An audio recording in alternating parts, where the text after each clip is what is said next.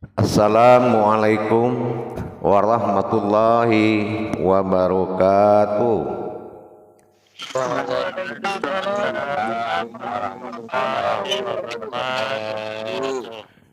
Alhamdulillah, alhamdulillahi rabbil alamin. Assalatu wassalamu ala asrafil anbiya'i wal mursalin, Sayyidina wa maulana Muhammadin sallallahu alaihi wasallam. Ashhadu an la ilaha illallahul malikul haqqul mubin wa ashhadu anna Muhammadan abduhu wa rasuluhu was-sadiqul ma'adal amin. Allahumma salli wa sallim wa barik wa karim ahzanul nabil karim idinil lazi min jamalika wa innal lazi min jalalika wa innahu min kitabika wa tahirin wal mujahidina amma ba'du ibadullah. Bersyukur kita kepada Allah dengan mengucapkan alhamdulillahirabbil alamin atas segala limpahan karunia rahmah dan hidayahnya, serta dengan izin dan ridhonya juga kita dapat menjalankan amanahnya, beramal dan beribadah, bertolabul ilmi. Bersalam kita tidak akan pernah kita lupakan, marilah sama-sama kita sampaikan kepada junjungan kita Nabi Allah Nabiul Akhirul Zaman Rasulullah Muhammad sallallahu alaihi wasallam. Atasnya kalimahnya kita kalamkan dengan membacakan Allahumma sholli ala sayyidina Muhammad wa ala alihi sayyidina Muhammad. Jamaah grup 1 yang dirahmati Allah rahimakumullah. Insyaallah dalam waktu dan kesempatan bertolabul ilmi, belajar pada makom grup pengajian majelis zikir ma'rifatullah ini, insyaallah kita akan lebih meningkatkan iman tauhid kita kepada sebuah hakikat yang sangat besar. Kalau selama ini kita berbicara tentang hakikat diri, di mana kita bisa menghimpunkan dan menyatakan sebuah hakikat diri yang berkodrat kepada ayat dan berhayat kepada rohani.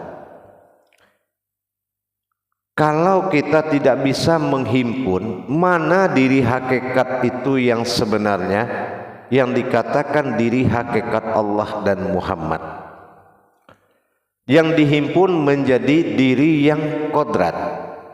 Diri yang kodrat disebut diri yang berkitab, diri kitabullah. Mana diri kitabullah yang dimaksud? Wal Qur'anil Hakim, wal Qur'anil Karim, wal Qur'anil Majid, wal Qur'anil Hadid. Untuk ini kita bisa kembali melihat, meningkatkan iman dasar diri yang dikatakan diri itu, yang dinamakan diri wujud dan diri batin, atau diri sir dan diri batin.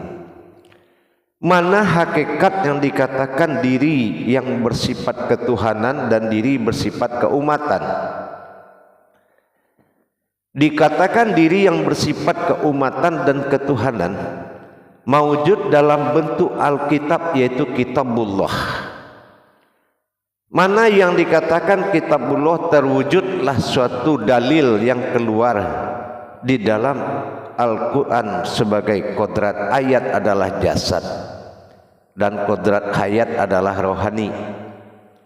Tetapi kalau kita tidak bisa menghimpun la maujudun illallah, sekarang kita akan mencoba bagaimana menghimpunnya. wujud Al-Quran itu dalam batang tubuh atau dikatakan diri hakikat Allah dan Muhammad. Di mana letak diri hakikat dan Allah dan Muhammad itu dalam wujud Al-Quran? Karena itulah yang dikatakan wal Qur'anil Hakim, suatu wujud Al-Quran yang telah ditetapkan dan dihakimi. Inilah yang harus menjadi tolak ukur pencarian kita, yaitu Al-Quranul Karim, Al-Quranil Hakim tadi. Untuk ini kita bisa memahami kembali mana yang wujud Al-Quran yang berhakikat diri, tapi bukan dirimu, bukan diriku, melainkan diri wujud dan diri yang maujud. Sebagaimana kita lihat, kalau kita melihat zahirnya diri pada wujud Al-Quran dan melihat batinnya diri pada wujud Al-Quran, maka kita akan mencoba mendapatkan Al-Quran yang sebenarnya akan kita lihat dari makom pencarian hakikat diri. Dikatakan maujud kita yang ada dan wujud Allah yang ada beda dengan maujud kita yang ada. Dikatakan wujud Allah yang ada ini harus kita dapati pada Al-Quran. Maujud Allah yang ada itu juga harus dapat hakikatnya di Al-Quran. Kalau Al-Quran itu belum memiliki kalimatul haq, kalimatnya itu belum menjadi diri yang hak, belum dikatakan Al-Quran, tetapi masih kitab.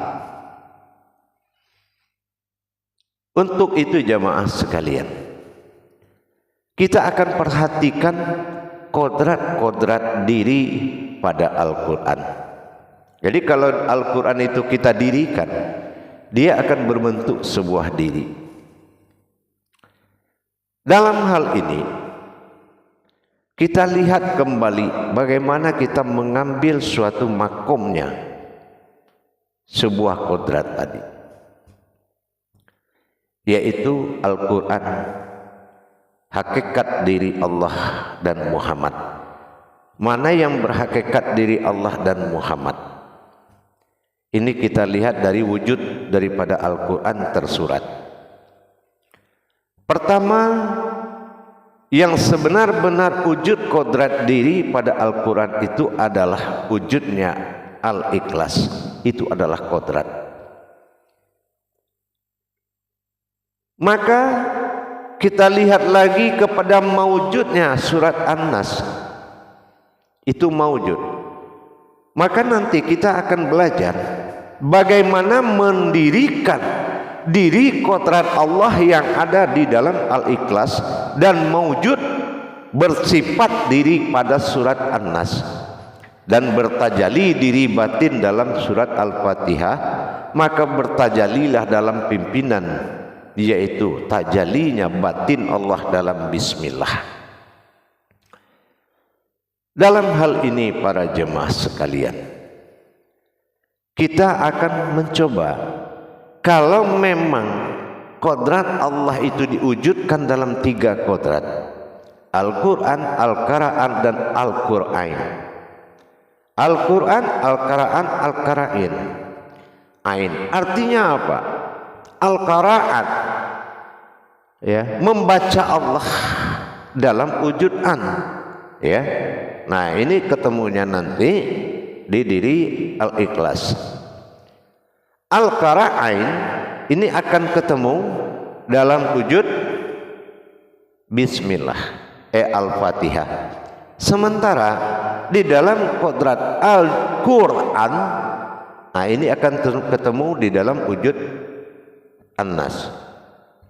Nah, makanya dalam 3 kodrat tadi, ba, alif, sin dalam basmalah telah menunjukkan kepada kita bahwasannya Bismillah ini maujudnya adalah Al-Fatihah dan kodratnya adalah An-Nas, dan sementara umul dari semuanya itu adalah Al-Ikhlas.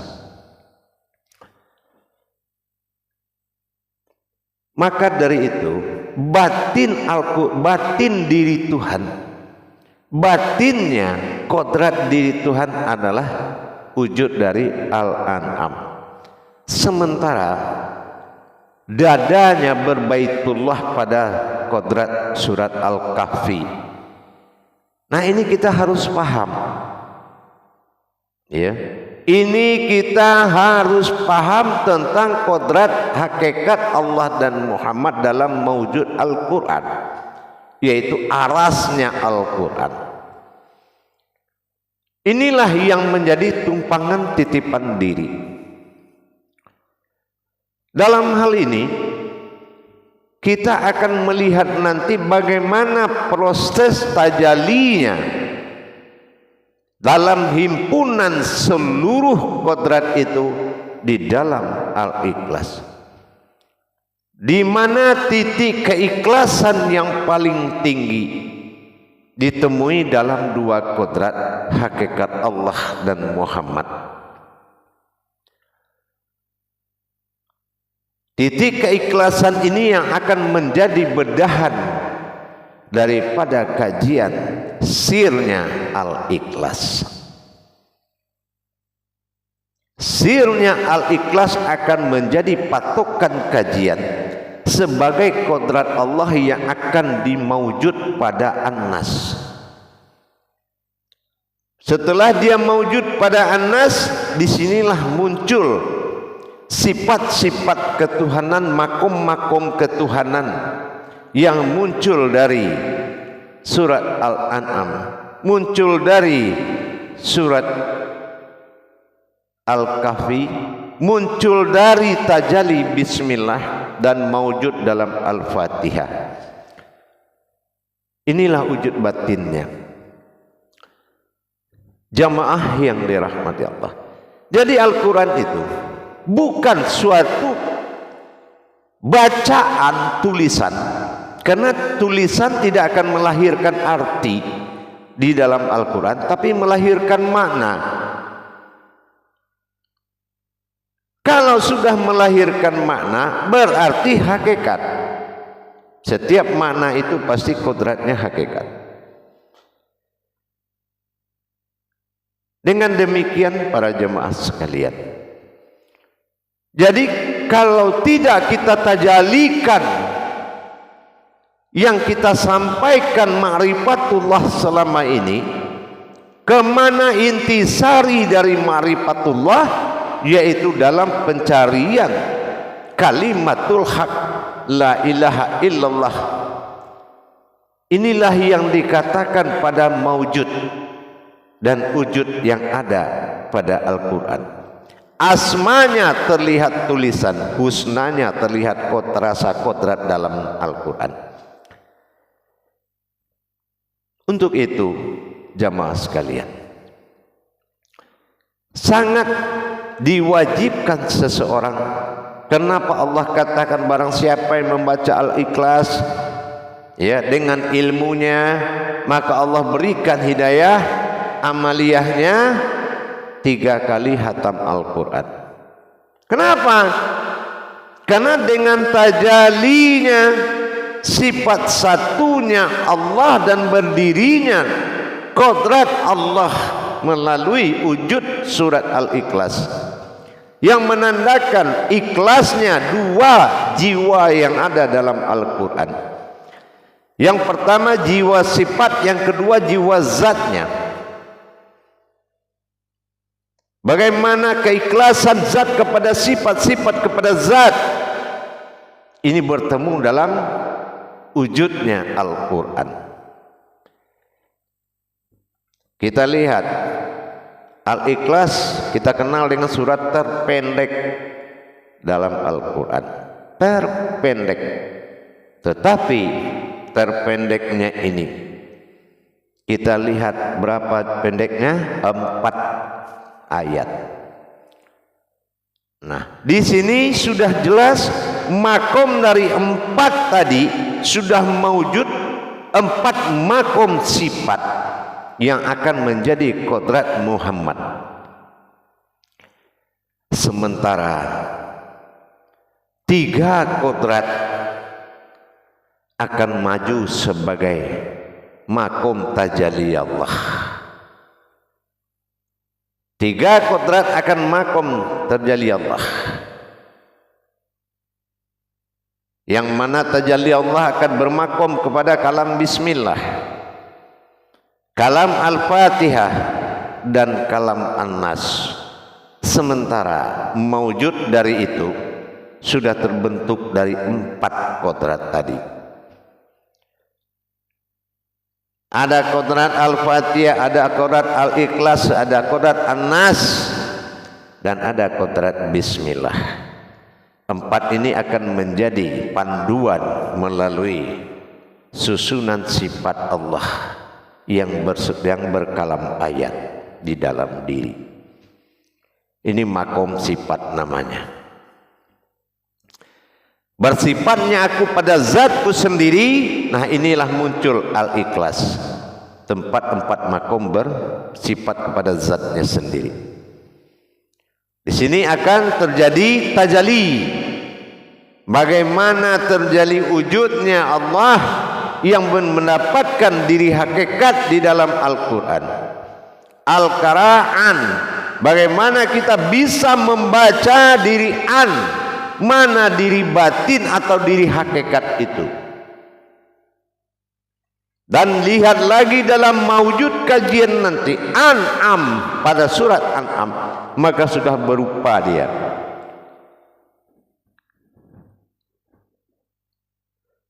Sudah terlihat diri yang didirikan di Al-Ikhlas, sudah terlihat pada wujud am, yang mana am adalah jatuh kepada sifat sukuniah bagi diri kita. Nah, inilah baru lahir hayatnya Allah setelah dipasangkan mewujudlah An-Nas, Sin, Nur. Disinilah baru timbul ayat yang berkodrat pada Adam, dan am berkodrat pada Muhammad. Dengan demikian kita akan melihat bagaimana tajallinya menjadi himpunan satu diri, disebut dengan bi alaihim dan ta alaihim tadi, tetapi melalui potensi surat Al-Quran. Jadi kita harus mencari diri kitabullahnya, ya. Diri kitabullah ini harus kita buktikan dalam pencarian kepada makamnya Al-Quran. Di situ sumber, karena Al-Quran adalah wahyu. Al-Quran adalah wahyu. Nah, di sinilah kita lihat sumber wahyunya nanti. Kesempurnaan itu akan datang setelah kita tahu bagaimana kita mendirikan diri hakikat Allah dan Muhammad itu dalam wujud, yaitu Al-Quran. Baru kita paham Al-Ikhlas itu nama sebuah surat, tetapi kita tidak melihat ada tulisan Al-Ikhlas dalam ayatnya. Itu sudah menandakan dari hasil kajian marifatus sirnya Al-Ikhlas itu tidak mengkaji hakikatnya, tapi sudah mengkaji marifatus sirnya. Kalau dikaji secara hakikat ahad dengan kajian ahadah, wahdah, wahadiyah, tapi kita tidak mengkaji ke situ, tapi kita mengkaji kepada marifatus sirnya. Bukan ahad jadi bahasan ahadah dan wahadah, tapi ahad, ahad, bagaimana menjadi ahad. Itu batin ahad adalah Nah, bagaimana ahad itu dapatnya di wujud batin atau di wujud sirnya. Dan ini akan kita kaji. Jamaah yang dirahmati Allah, jadi sangat jelas fungsi dan maknanya sebuah maujud. Jadi kita bukan hanya berkata, oh tubuh itu ayat, diri itu adalah hayat, la maujudun ilallah, tapi kita tidak bisa mencari mana kitabullahnya, mana kitab yang menunjukkan Allah, mana kitab yang menunjukkan hakikat Allah berwujud diri, dari mana tajalinya, bagaimana dia mewujud menjadi diri hakikat Allah dan Muhammad. Kalau ini belum didirikan, masih semuanya dalam sebutan, bukan dalam kodrat. Lah orang mengaku-ngaku bagaimana? Bisa aja kalau diri hakikat itu saking samanya kita dengan mencintai seorang istri atau bagaimana. Engkau adalah jiwa ragaku. Itu hakikat. Hakikat hanya untuk pengenalan melebihi syariat. Tetapi dalam wujud dan maujud butuh tajalli. Al-Ikhlas akan dibagi tetap dengan bersifat menjadi 7, tapi dalam makom ma'rifatus sir, bukan makom wujud hakikat, tapi di dalam makom ma'rifatus sir. Jamaah yang dirahmati Allah rahimakumullah. Jadi dengan adanya pengenalan bagaimana fungsi Al-Kahfi, di mana letaknya dalam dada kita, mana fungsi dari surat An'am, mana makomnya di diri kita, harus jelas. Kalau makom Muhammad berwujud 4, kodrat Allah dalam diri berwujud 4, mana yang harus jadi Tuhan? Inilah yang harus menjadikan keikhlasan yang paling tinggi. Setelah kita bedah kajian tersebut menjadi tajalinya sifat daripada Allah. Jamaah yang dirahmati Allah rahimakumullah. Insya Allah begitu luas pengembangan hakikat Allah dan Muhammad. Tetapi kalau wujud daripada kitabullahnya tidak kita temui di dalam diri, ini baru pengakuan ma'rifat. Tapi kalau kita sudah mentajalikan dalam Al-Quran, itu bukan pengakuan ma'rifat lagi, tapi sudah menuju penglihatan dan rasa.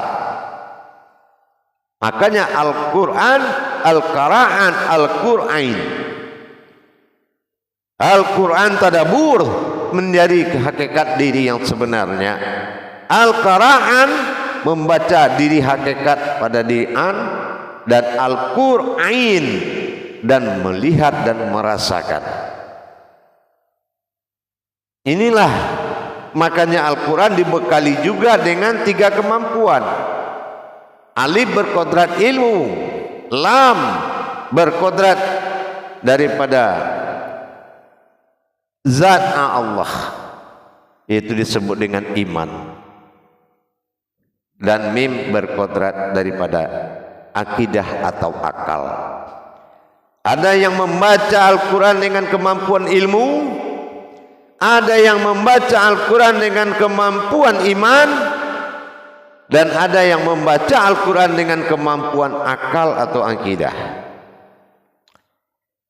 Tetapi kebenaran itu ada kemampuan mewujudkan diri hakikat Allah dan Muhammad yang ditajalikan di Al-Quran.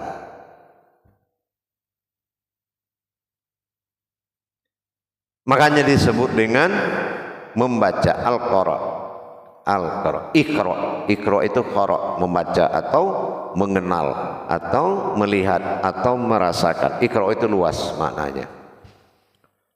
Dengan keluasan tadilah kita mulai mengenal lebih dalam lagi bagaimana tajalinya setelah dia hadir dengan bedahan Al-Ikhlas, maujud dari Al-Ikhlas, maka dia akan maujud pada An-Nas, dan An-Nas akan bertajali dalam Al-Fatihah dan jelas berkodrat pada Bismillah. Ini akan digali dalam potensi Al-Ikhlas. Nah, seperti yang pernah saya sampaikan penghujung dan pengawal dari tausiah yang saya sampaikan, yaitu tentang hakikat ahad. Itu sudah sangat membayangkan. Qul huwallahu ahad. Katakanlah Allah itu satu menurut surat. Tapi setelah kita lihat wujud daripada surat itu, kulhu, bagaimana kita mengatakan, apa bahasa yang dipakai untuk mengatakan Allah itu satu? Kalau hanya itu lagi yang dibaca, berarti kita mengulang suruhan, kita disuruh malah nyuruh. Nah begitu. Katakanlah Allah itu satu. Katakanlah Allah itu satu. Maksudnya jangan mengikuti ayat, cuma bisa nggak kita mengatakan Allah itu satu? Kalau kita tidak melihat kodrat batin pada ayat tersebut.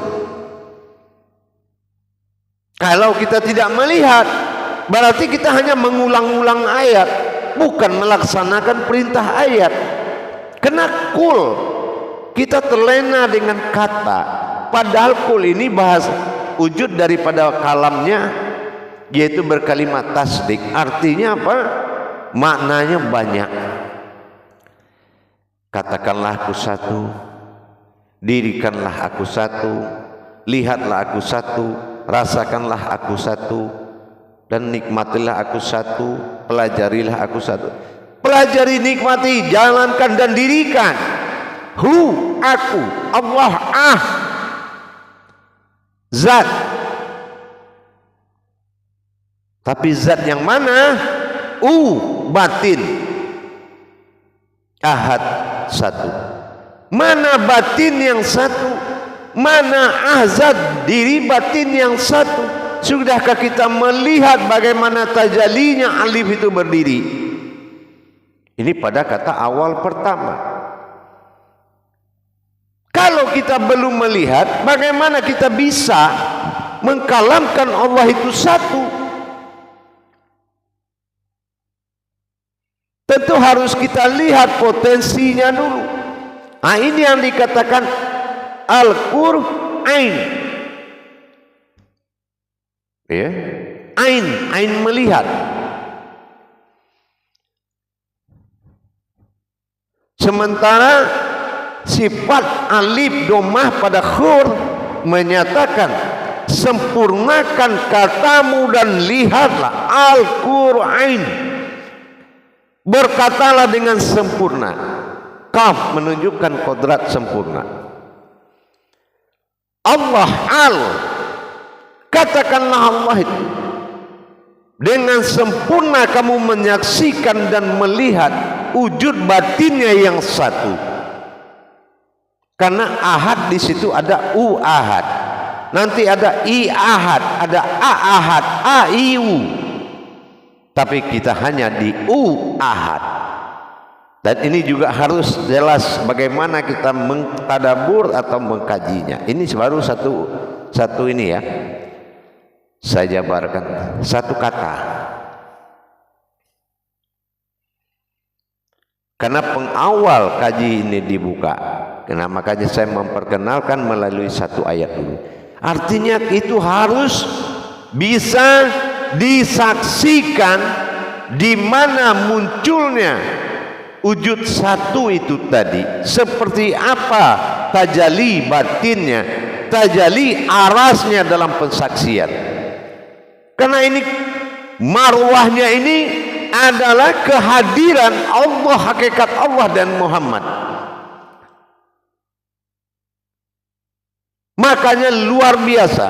Contoh, kita nggak bisa baca Yasin, kita hanya hafal Al-Ikhlas. Kita bisa dan boleh mengikuti orang hafal Yasin dengan Al-Ikhlas 83 kali, boleh, sah, karena umul ayat adalah Al-Ikhlas. Dan ayat itu kodratnya adalah diri hakikat. Asal kita tahu bagaimana menjalankan hakikatnya. Inilah yang dikatakan jamaah dengan induk kaji. Inilah yang dikatakan dengan tiang kaji. Apabila rohanimu telah menjalankan 7 rahasia Allah dalam dirimu, maka rohanimu akan kuat, mekar, dan bisa menerima satu dari guru, 5 kita terjemahkan. Itu kehebatannya. Tapi kalau dirimu belum tajalinya, belum bisa mentajalikan al-ikhlas dengan ma'rifat yang jelas, dengan sandaran tersirat. Kalau mencari hakikat ayat, semua orang juga bisa, jemaah. Oh, ahad, nanti adalah ahad, habisin ahadah, wahadah, wadiyah. Itu hakikat. Kita tidak mencari hakikat, tapi mencari sir atau perjalanan tersiratnya. Barulah dapat mewujud hakikat berwujud Al-Quran. Jadi kalau bisa didirikan Al-Quran itu sudah mirip wujud batin yang berdiri. Itulah diri hakikat Allah dan Muhammad. Nanti akan jelas bagaimana keberadaan di diri batin, makom batin An'am itu, Al-An'am, surat Al-An'am itu, dan bagaimana wujudnya pada surat Muhammad pada Nur, dan bagaimana pada An-Nas Nur, dan bagaimana tajalinya menjadi sebuah diri di Al-Fatihah secara sir. Kita mengkaji sirnya.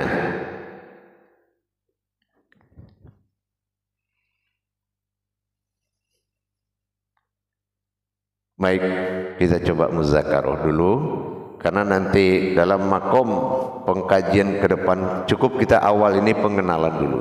Nanti untuk tajalinya ke sini, nanti itu akan masuk kepada tingkat tajalinya.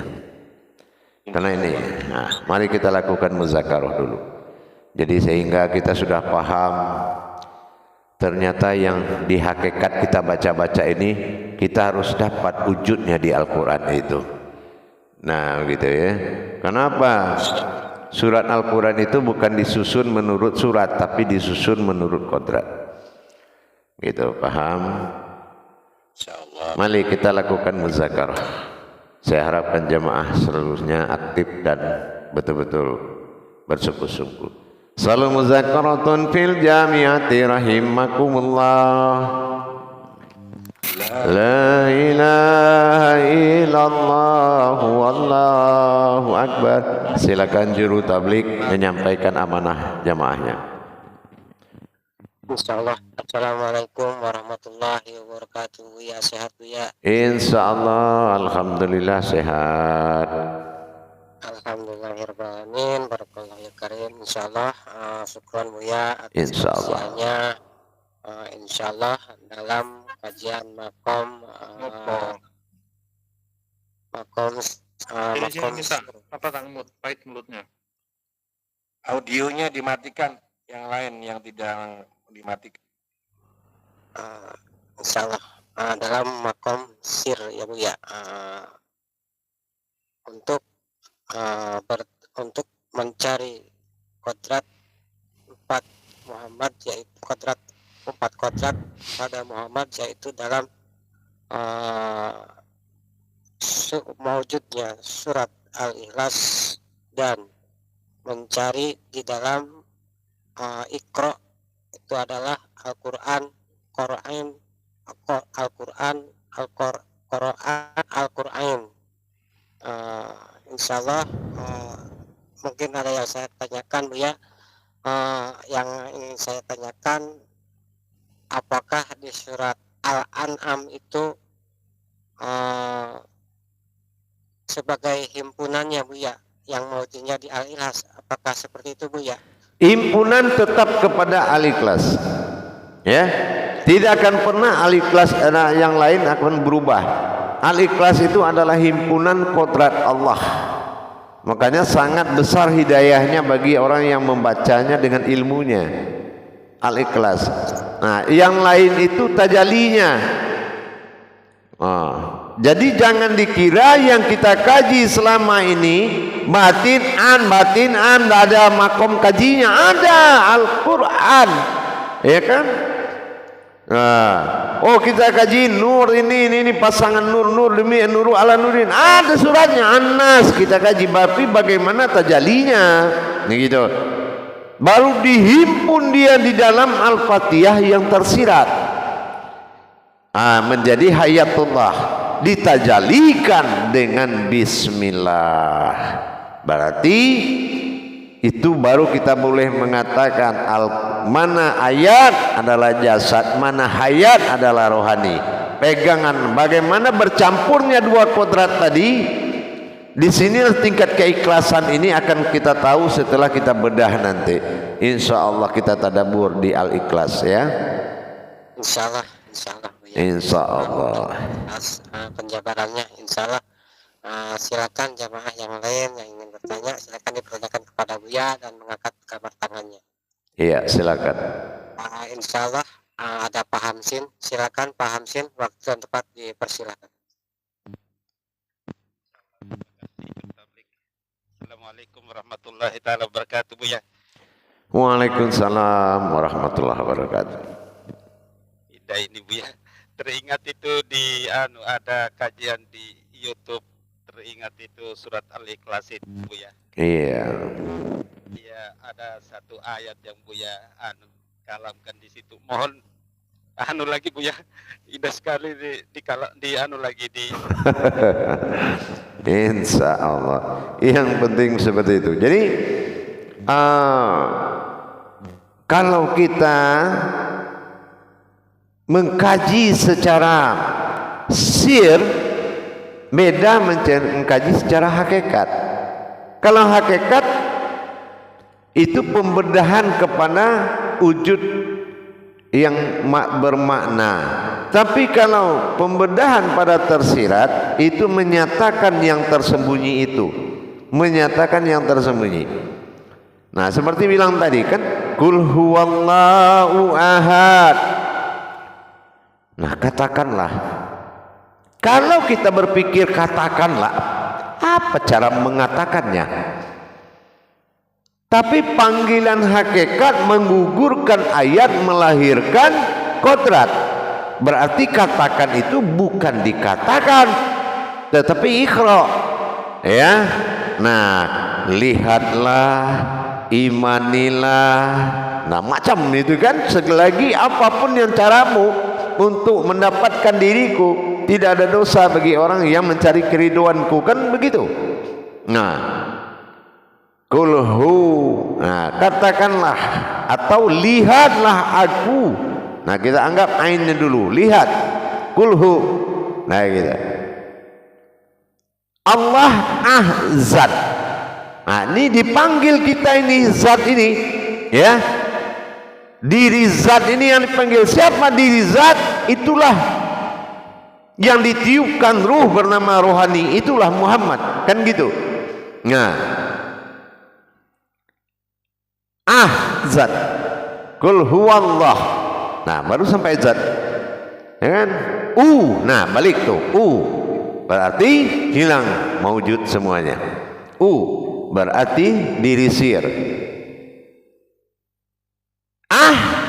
Zat, hilang, tajali, lenyap. Nah, gitu. Paham? Gitu. Ya. Nah, nanti akan kita teruskan. Ini baru kita pengenalan dulu, kita kenaikan kajinya seperti itu, insyaallah ya. Paham? Insyaallah, Buya. Terima kasih. Assalamualaikum warahmatullahi wabarakatuh, Buya. Waalaikumsalam warahmatullahi wabarakatuh. Alhamdulillah. Terima kasih Pak Hamsin atas pertanyaannya dan juga Buya Subhan atas pemaparannya. Insya Allah dilanjut ke Pak Ahmad Tantowi. Silakan Pak Ahmad, waktu tempat dipersilakan. Terima kasih Juri Tablik. Assalamualaikum warahmatullahi wabarakatuh, Buya. Waalaikumsalam warahmatullahi wabarakatuh. Ya. Saya mau nanya ini, Buya. Jadi apakah Sir Muhammad itu jatuh pada yang Allahu Somad gitu, Buya? Nah, ya, jangan melangkah dulu ke situ, ya, jangan melangkah dulu. Saya belum memasuki tajalli, baru memperkenalkan, ya,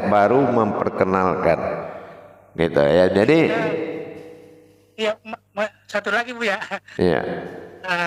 Ini kan tadi Buya menyebut surat Al-Kahfi ya Buya. Jadi kan ada di dalam surat Al-Kahfi itu kan ada kalimat wal yatalattof. Apakah itu Nanti itu nanti kita baru memperkenalkan bahwasannya diri maujud itu pada Al-Quran ya. Jadi jangan nanti mengaku-ngaku wah ini Al-Quran, diri ini adalah Al-Quran. Jangan, kita harus buktikan dulu dalam pentadaburan kajiannya. Nanti mana sampai gerak jantung pun ada dalam Al-Quran itu. kul itu bisa dikatakan itu ya? Kul itu sifatnya adalah wujud. Kul itu sama kayak Iqra. Gitu. Kul itu sama kayak Iqra. Katakanlah, lihatlah boleh juga, imanilah boleh juga, yakinilah boleh juga. Gitu. Jadi kalau kita menerjemah dengan kop itu kan kesempurnaan itu belum gitu. ya, nanti prasangka tergantung prasangka kita mau tingkat seperti apa nanti dalam Iqra-nya. Kenapa? Ya karena Iqra ini kan jatuh jadi 3, betul nggak? Nah, ayatul minal kitab, suratu ayatul minal am, dan suratu ayatul minan nas.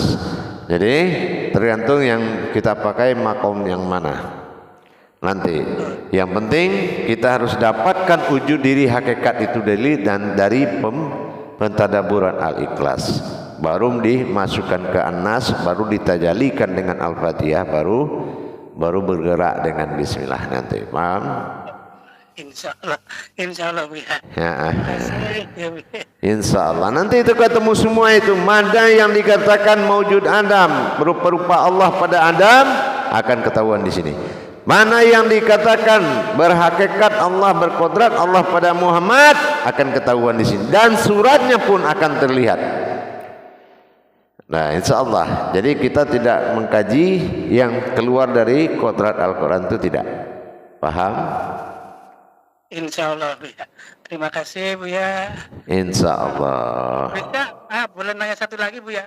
Iya, silakan. Itu tadi kan Buya menyebutkan Al-Quranul Hakim, itu bisa diterangkan nggak Buya? Iya, kalau Al-Quran ini diberikan suatu tindakan atau dilaksanakan tajalinya itu namanya hakim. Ya, dihakimi bukan salah namanya. Ya, itu namanya dengan sifat kemuliaan. Jadi bukan kodratnya salah, dihakimi bukan. Setiap yang diberikan ketentuan itu namanya dihakimi. Paham ya? Insya Allah Buya. Terima kasih. Insya Allah. Assalamualaikum warahmatullahi wabarakatuh. Waalaikumsalam warahmatullahi wabarakatuh. Lanjut. Insya Allah. Terima kasih Pak Ahmad atas pertanyaannya. Insya Allah dilanjut ke Pak Imam Ridho. Silakan Pak Imam, waktu tempat dipersilakan. Bismillahirrahmanirrahim. Assalamualaikum warahmatullahi taala wabarakatuh Buya. Waalaikumsalam warahmatullahi wabarakatuh. Alhamdulillah. Ini awal pertama Buya. Iya betul. Yang kedua, semoga Buya diberikan Allah kesehatan dan kekuatan selalu membimbing kami Buya. Amin ya Allah, amin. Dan juga terima kasih untuk juru tablik. Baik Buya, ini sangat berkaitan sekali sepertinya Buya dengan kajian yang lalu antara an'amta alaihim dan bi alaihim. Karena di sini bi alaihim adalah menyaksikan atau yang melihat. Kaitannya ini Buya, kalau kita bicara bahwasanya hakikat diri kita adalah kitabul mubin atau yang nyata, maka di situ Al-Qur'an. Nah, dan Al-Qur'an ini adalah yang kata Buya tadi sebagai penyaksi. Nah, saya mohon pertanyaan saya Buya, bagaimana hubungan dengan Ainul Basyirah dengan Al-Qur'an Ain ini Buya? Mungkin bisa dijelaskan Buya. Iya. Kalau Ainul Basyirah itu sudah pasti sebuah pandangan yang ditiupkan ruh atau hayat Allah. Ya. Nah, itu juga istilah kalau dalam hal ini namanya buka mata batin ya. Ya. Tetapi yang akan ditajalikan seperti Al-Qur'an ini memang ini yang disebut dengan Lauh Mahfuz. Ya. Bukan mubin lagi, cuma sudah Lauh Mahfuz, bisa dilihat dengan nyata. Gitu ya. Gitu. Bisa dilihat dengan nyata, tentunya dengan mata batin yang bisa melihat dengan nyata, kan gitu. Nah, dengan jalan kajian itu. Ya. Jelas sekali Bu ya. Iya jelas. Lauh Mahfuznya itu sangat, namanya Al-Quran itu kan Lauh Mahfuz. Lauh Mahfuz itu adalah penampakan. Nah, jadi mana penampakan kodrat Allah itu? Apa penampakan wujudnya nanti? Nah, itu akan ketemu, karena ini disimpulkan ke semua kajian hakikat itu akan berkumpul di kajian tersirat, di kajian Ma'rifatus Sir. Dia akan ketemu di situ. Cuma kalau kita hanya mengaku-ngaku, ya, berkodrat Allah pada Muhammad, berupa-rupa pada Adam, ini jadi pantun apa jadi kaji, kan gitu. Nah, kalau jadi kaji, di mana tajalinya, di makom mana munculnya, dan di mana kesimpulannya, gitu. Jadi kita bukan mengaku tanpa tafrid dan tajrid, tanpa merasakan ini. Iya, gitu. Makanya kita buka seperti ini ya. Kenapa? Memang itu tafrid dan tajrid, merasakan dan harus mengalami. Bagaimana kehadiran, dikatakan la maujudun illallah la ilaha illallah Allah lah. Segala hakikat boleh kita ucapkan, tapi di mana timbulnya hakikat pasti timbul dari sirnya Allah. Makanya dikaji Ma'rifatus Sir dari kodrat Lauh Mahfuz yang ada di dalam Al-Quran. Dan ini memang bukan main-main tingkatnya ya. Bukan main-main. Nah gitu. Insya Allah. Satu lagi Bu ya. Silakan. Lebih teringgi.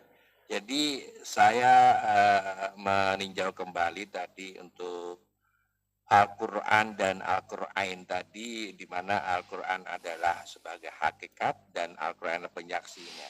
Nah, kalau kita bicara juga tentang Al-Quranul Qadim, apakah ini tajalinya Bu ya Al-Quran? Iya, nanti akan terhimpun kepada karimnya, majidnya, hadimnya, semua akan terhimpun. Ya, siap Bu ya. Nanti akan terhimpun ke situ. Tetapi memang harus dilihat dulu dari kajian sir ketuhanan yang sangat menjadi asal usul dari semua kajian, yaitu Al-Ikhlas. Makanya kalau kajian ini disebut kajian Al-Ikhlas, ini sebetulnya dikatakan dengan jemput kaji, induk kaji, gitu. Kenapa induk kaji? Karena ini adalah kehadiran maujud pada diri kita, maujud pada diri kita. Nah, ini memang namanya berarti potensi diri kita sudah kuat menerima semua kajian. Makanya dijadikan ini induk kaji sebetulnya, atau dikatakan dengan umul kaji, umul Quran, umul Qur'an, umul Qur'an. Nah, himpunan. Cuma himpunan ini dihimpun untuk Lauh Mahfuz, untuk kita nyatakan, mengambil kenyataan, benar enggak? Aksarahu wa huwa latiful kabir, katanya penutup Al-An'am. Mana posisi kabir itu di mana? Jadi kajian ini jelas berakar dari hakikatnya Al-Quran, karena membangun hakikatnya Allah dan Muhammad. Nah gitu, di dalam diri kita. Maka jadilah wal Qur'anil Hakim innaka laminal mursalin. Nah, ya kan? Insyaallah. Ya. Jadi pernyataan la maujudun illallah dan hal diri Allah kemudian tanpa kita melewati hakikat yang disebut tadi ayat apa qul huwallahu ahad ini tidak akan bisa. Tidak akan bisa. Rohani kita tetap akan lemah. Betul. Karena dia belum mengalami proses tajalli Allah dalam Al-Ikhlas. Dia belum tahu siapa yang ikhlas dan mengikhlaskan. Iya, Nanti akan tahu dia tuh insyaallah. Barakallah Buya, terima kasih. Insyaallah, amin. Berikan kesempatan kepada jamaah yang lain Buya. Insyaallah. Assalamualaikum warahmatullahi wabarakatuh. Waalaikumsalam warahmatullahi wabarakatuh. Terima kasih Pak Agam atas pertanyaannya, dan syukron kepada Buya atas pemaparannya. Insya Allah dilanjut ke Pak Bambang. Silakan Pak Bambang, waktu tepat dipersilakan.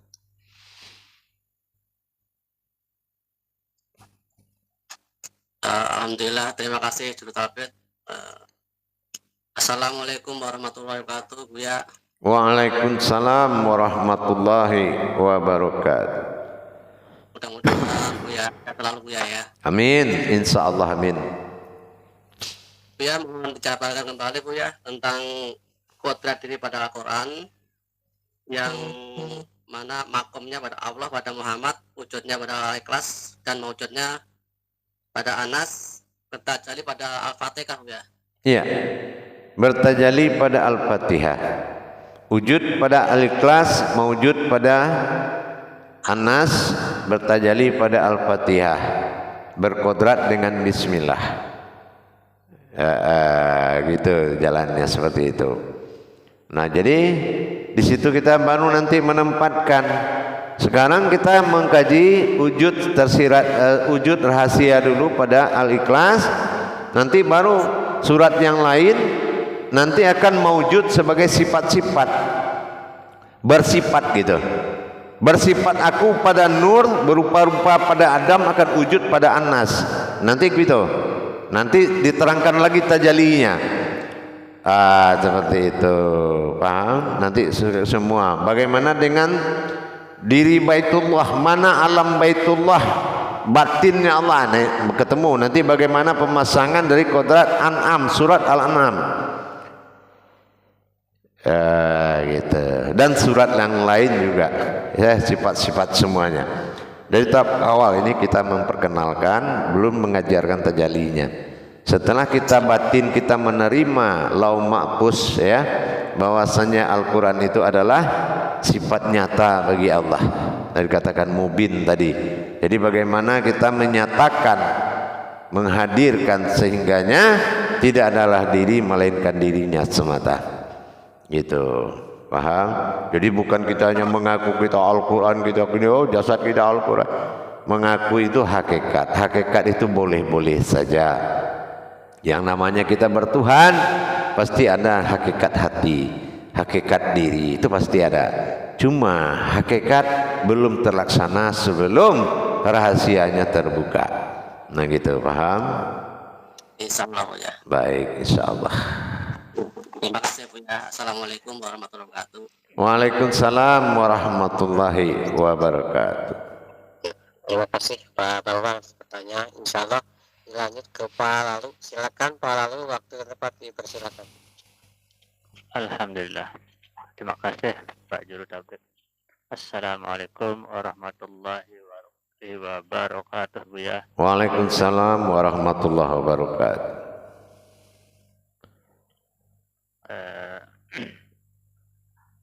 Di dalam kita menghayati keseharian kita, walaupun di dalam sholat daim, walaupun di dalam sholat Buya yang 5 waktu.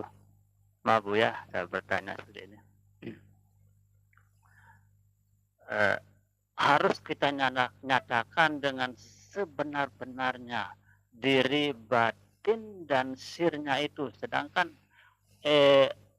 zatnya itu atau nurnya itu sudah, apakah sudah kita tidak ucapkan lagi, kita tenggelamkan ke diri ihsan dan atau diri batin dan sirnya itu Buya, yang 2 itu. Apakah begitu caranya kesadaran kita supaya betul cara kita bertajalli? Cuma itu pertanyaan saya Buya.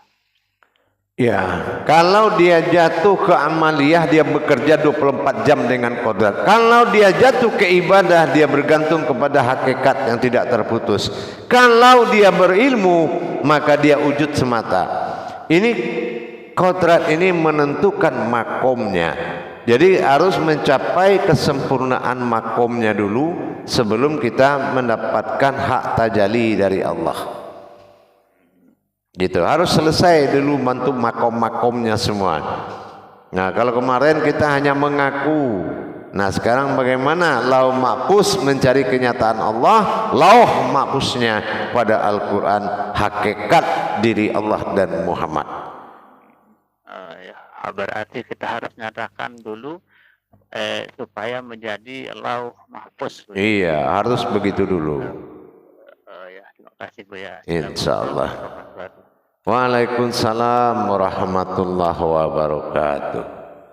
Ya, baik jamaah sekalian, saya kembali 10 menit lagi. Assalamualaikum warahmatullahi wabarakatuh. Waalaikumsalam warahmatullahi wabarakatuh.